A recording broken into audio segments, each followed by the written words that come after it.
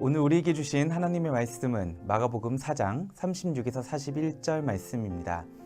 그들이 무리를 떠나 예수를 배에 계신 그대로 모시고 가매 다른 배들도 함께 하더니 큰 강풍이 일어나며 물결이 배에 부딪혀 들어와 배에 가득하게 되었더라.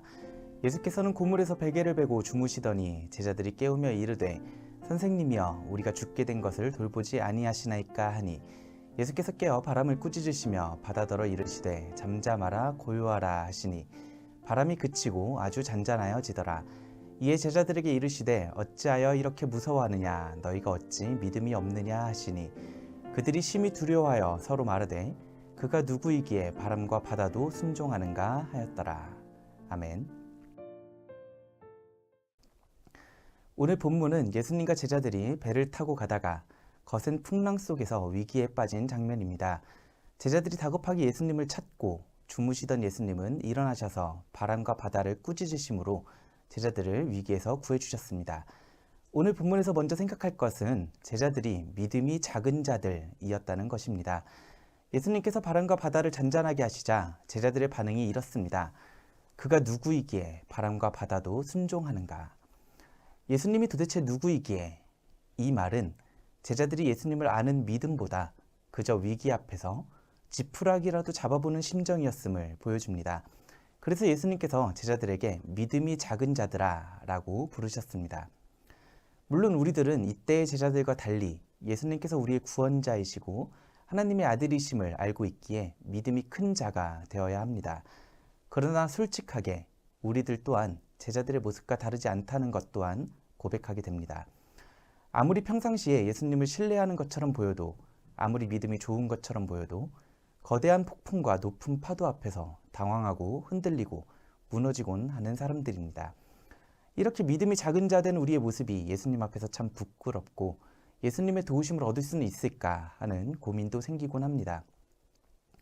그러나 성경은 언제나 문제는 우리에게 있지만 언제나 답은 우리 자신이 아니라 하나님께 있다는 것을 가르쳐 주십니다.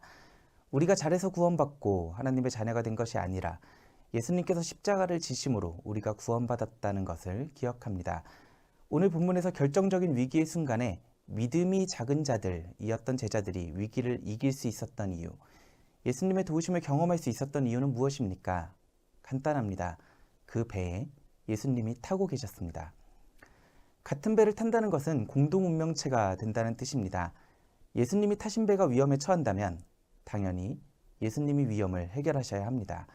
그러니 우리가 해야 하는 일은 그저 예수님의 제자로 예수님의 발을 따라 예수님이 가시는 배에 함께 타면 됩니다. 예수님의 가르침을 따라가며 예수님과 동행한다면, 그래서 그 배에 예수님이 타고 계시다면, 더 정확하게는 우리가 예수님이 타신 배에 우리도 타고 있다면 예수님께서 도와주실 것입니다. 우리가 비록 믿음이 작은 자라도 폭풍 앞에서 두려워하고 무서워하는 연약한 사람들이라도 예수님과 같은 배를 타고 있다면 그것으로 충분합니다. 예수님과 같은 배를 타고 예수님의 놀라운 도우심을 경험하는 우리 모두가 되기를 주님의 이름으로 원합니다. 기도하겠습니다. 사랑의 아버지 하나님, 믿음이 작은 자들인 우리들을 사랑으로 하나님의 백성으로 불러주심을 감사드립니다. 아무리 큰 폭풍 앞에서도 주님의 가르침을 따라가며 주님과 같은 배를 타는 우리들이 되도록 도와주시옵소서.